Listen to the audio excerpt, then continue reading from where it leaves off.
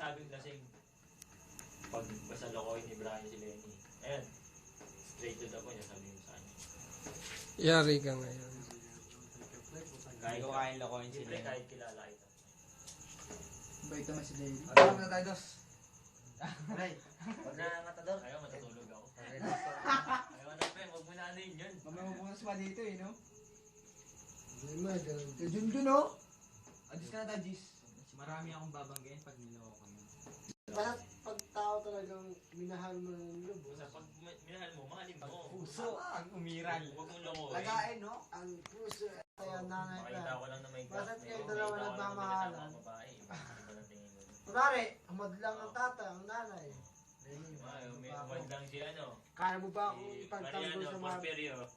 Kaya mo ba akong ipagtanggol sa magulang Electromotive mo? magician.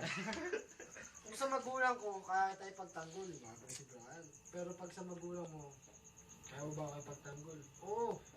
Makaharap ako sa magulang. Pero ang sarap dun pre sa ano.